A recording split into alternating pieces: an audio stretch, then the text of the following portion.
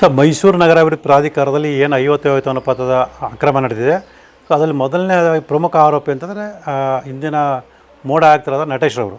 So ಅವ್ರ ವಿರುದ್ಧ 1/10/2024 ತನಿಖಾಧಿಕಾರಿ ಸರ್ಕಾರಕ್ಕೊಂದು ಪತ್ರವನ್ನು ಬರೆದು ಅವರು ಭ್ರಷ್ಟಾಚಾರ ನಿಯಂತ್ರಣ ಕಾಯ್ದೆ 13(1)(a) ಪ್ರಕಾರ ಅಪರಾಧ ಕೃತ್ಯ ಮಾಡೋದು ಮೇಲ್ನೋಟ ಕಂಡು ಬಂದಿದೆ. ತನಿಖೆಗೆ ಒಂದು ಪೂರ್ವಾನುಮತಿ ಕೊಡಿ ಅಂತೇಳಿ ಮನವಿ ಮಾಡ್ಕೊಂಡಿದ್ದಾರೆ. ಆದರೆ ಇವತ್ತೂ ಕೂಡ ಸರ್ಕಾರದ ಅವ್ರ ವಿರುದ್ಧ ಯಾವುದೇ ರೀತಿ ಕ್ರಮ ಆಗಿಲ್ಲ. ಅಂದರೆ ಅಮಾನತುಗೊಳಿಸೋದಾಗಲಿ ಮತ್ತೊಂದಾಗಲಿ ಮಾಡಿಲ್ಲ. ಮತ್ತು ತನಿಖಾಧಿಕಾರಿ ಕೂಡ ಅವ್ರನ್ನ ಬಂಧಿಸುವಂಥ ಪ್ರಯತ್ನ ಮಾಡಿಲ್ಲ.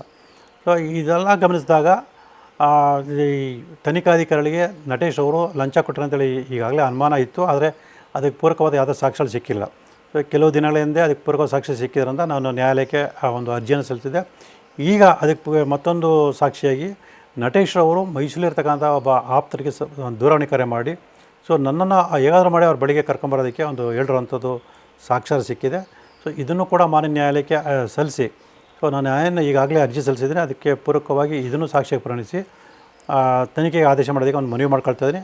ಸೊ ಇದ್ರ ಜೊತೆಗೆ ಇದೇ ನಟೇಶ್ ಅವರು ಇಂಥ ಗಂಭೀರವಾದ ಆರೋಪ ಹೊತ್ತಿರೋಂಥ ನಟೇಶ್ ಅವರಿಗೆ ಬಡ್ತಿ ನೀಡುವಂಥ ಕೆಲಸ ನಡೀತಾ ಇದೆ. ಇದಕ್ಕೆ ಪೂರಕವಾಗಿ ನಟೇಶ್ ಅವರು ಶಾಲಿನಿ ರಜನೀಶ್ ಅಂದರೆ ಕರ್ನಾಟಕ ಸರ್ಕಾರದ ಮುಖ್ಯ ಕಾರ್ಯದರ್ಶಿ ಶ್ರೀಮತಿ ಶಾಲಿನಿ ರಜನೀಶ್ ಅವರಿಗೆ 1,60,00,000 ಲಂಚವನ್ನು 9/2/2026 ಕೊಡ್ತಾ ಇದ್ದಾರೆ. ಅದು ಮೈಸೂರಿನಲ್ಲೇ ಹಣದ ವ್ಯವಹಾರ ನಡೀತಿದೆ.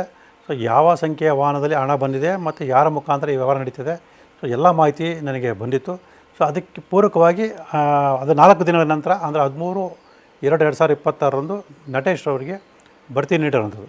ಸೊ ಇದ್ರ ಬಗ್ಗೆಯೂ ಕೂಡ ನಾನು ದೂರು ದಾಖಲು ಮಾಡೋದಕ್ಕೆ ಒಂದು ನಿರ್ಧಾರ ಮಾಡಿ ಶಾಲಿನಿ ರಜನೀಶ್ ಅವರಿಗೆ ಒಂದು ಸ್ಪಷ್ಟೀಕರಣಕ್ಕೆ ಪತ್ರ ಬರೆದೇನೆ. ಅವರು 7 ದಿನಗಳಿಗೆ ಅದ್ರ ಬಗ್ಗೆ ಸ್ಪಷ್ಟೀಕರಣ ಕೊಟ್ಟು ಸೊ ಅವ್ರ ಮೇಲೆ ಬಂದಿರತಕ್ಕಂಥ ಆರೋಪದ ಸಂಬಂಧಪಟ್ಟಾಗೆ ಅವರು ಸ್ವತಃ ದೂರನ್ನು ಕೊಟ್ಟು ತನಿಖೆಗೆ ಆದೇಶ ಮಾಡಲಿಲ್ಲ ಅಂತಂದರೆ ಏನು ನನಗೆ ಮಾಹಿತಿ ಬಂದಿದೆ ಅದು ನಿಜ ಅಂತೇಳಿ ಪರಿಗಣಿಸಿ ಅವ್ರ ವಿರುದ್ಧ ನ್ಯಾಯಾಲಯಕ್ಕೆ ಅರ್ಜಿ ಸಲ್ಲಿಸೋಕ್ಕೆ ನಿರ್ಧಾರ ಮಾಡಿದ್ದೀನಿ.